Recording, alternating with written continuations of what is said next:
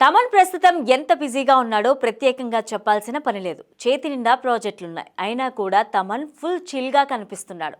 ఆహాలో Indian Idol show చేస్తున్నాడు. ఆ మధ్య సీసీఎల్లో బ్యాటింగ్తో దంచి కొట్టాడు. సినిమాల ప్రమోషన్ తమన్ ఎప్పుడూ బయట కనిపించాడు.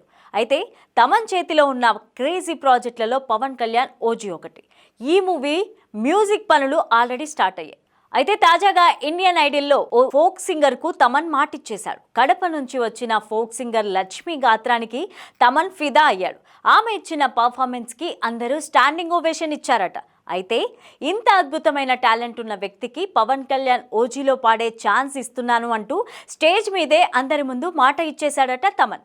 దీనికి సంబంధించిన వార్తలు ఇప్పుడు సోషల్ మీడియాలో వైరల్ అవుతున్నాయి. పవన్ కళ్యాణ్ ఓజీ సినిమా ఎప్పుడు పూర్తవుతుందనే విషయం అయితే ఇప్పుడే చెప్పలేం.